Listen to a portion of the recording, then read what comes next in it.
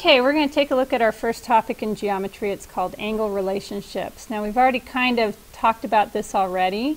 We're going to take it back down to the basics and start to develop some theorems just like we did in fractions. So let's take a look at our first investigation. This is called the linear pair conjecture. And on these investigations it's going to give you the steps to do on your own. And then when we get to class we'll compare your results with that of your group. So you will need a protractor for this. You should have one at home as part of your materials for home.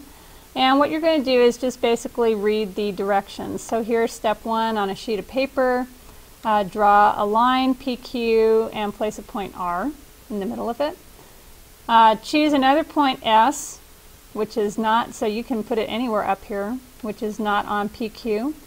And then once you have those points, draw a line that connects those two.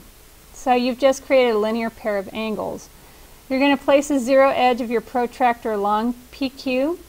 And what do you notice about the sum of the measures of the linear pairs of angles? So I'm going to go ahead and show you how to do this. I'm going to have to get out of the PowerPoint so I can move this. So if you have a protractor, if you're not sure how to measure, there's a web link. It's a virtual protractor, but it will show you how to do this. So what you need to do is put your protractor along the line so that it lines up with 0. And the vertex is also where the 0 point is right here. When you measure, you count from 0 up. So this acute angle, we count 10, 20, 30, 40, 50, and this looks like about 56. If you want the obtuse angle, then you start on the other side and you count up. You never count backwards. So this is starting from 0, counting up past 90, 100, 10, 20, and it looks like it's about 124. Okay, so let's go back here so I can draw. So if we're measuring this up to 56, we're going to call this 56 degrees. Now yours is going to be different. And if we measure this going up the other way, I'm going to get to about 124. And what you find out is that since this is a straight line, then this should equal 180 degrees. Okay. All right, so that brings us to our first theorem or conjecture, linear pair. If two angles form a linear pair, then they equal what? 180 degrees. So you can finish this equal 180.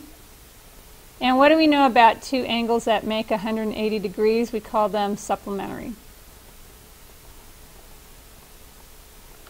Supplementary.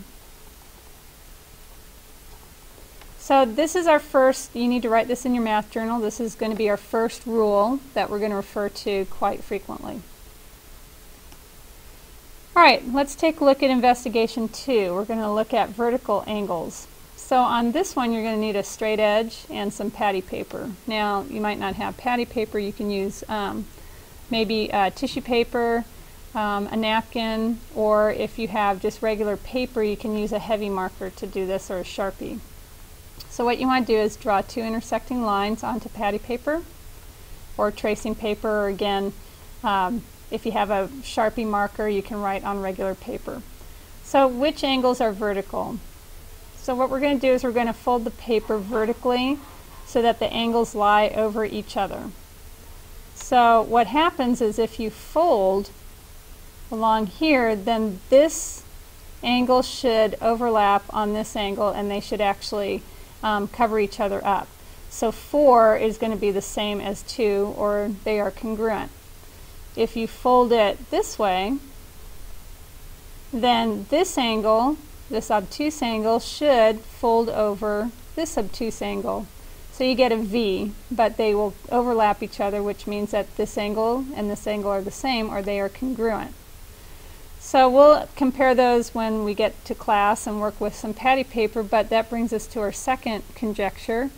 Vertical angles. If two angles are vertical, then opposite. Remember, these are not next to, so they're not adjacent or a linear pair. but they are opposite each other. So you can say, you can finish this sentence with opposite angles, and I'm just going to use the symbol for angles, are congruent. So we don't use the word equal. In geometry we use congruent. Okay? Alright, so you need those two rules, because now we're going to use the linear pair conjecture to prove that angle 1 must be congruent to angle 3. So here is 1 and here is 3. So why are these, what's another way to show that these are congruent? Well, let's take this first one, this first line here, and I'm just going to redraw it right here. So here's angle 2 and here's angle 1. Well, notice that they form a straight line and we have two angles. So we can say the measure of angle 2 plus the measure of angle 1. It doesn't matter what the measures are, but because they form a straight line, we know that they're going to equal 180 degrees. Well, if you notice here, when we look at angle 2, it is next to angle 3. So I'm going to go ahead and redraw that. So here's my straight line with another line coming in. Here's 2 and here's 3. Well, what can we say about angle 2 and 3? Well, the measure of angle 2 plus the measure of angle 3 is also equal to 180 degrees. Well, if these are equal to 180 degrees, then isn't this expression equal to this expression? So let's just do that. Let's write that out. The measure of angle 2 plus the measure of angle 3 is equal to the measure of angle 2 plus the measure of angle 1. So basically I dropped the 180 degrees because they both equal 180. Well, what do you notice on both sides of these equations?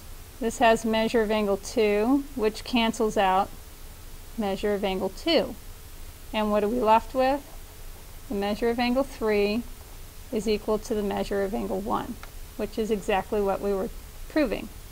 So we use linear pair because this is linear pair, and this is also linear pair, to come up with the measure of angle 3 is congruent to the measure of angle 1, and this is our vertical angle conjecture. Alright, so here's some exercises. I'll do the first one with you, and then we will take a look at 2 and 3 in class.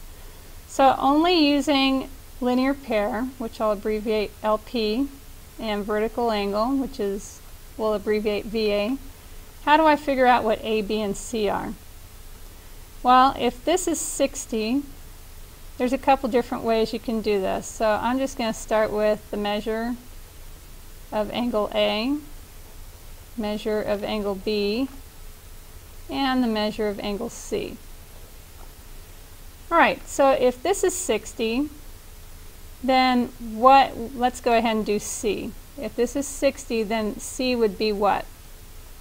Whatever 180 minus 60 is, which is 120, because these are linear pairs. So the measure of angle C is going to be 120 degrees, and the reason why we're saying that is because it's a linear pair. So if that's the case, what is the measure of angle A?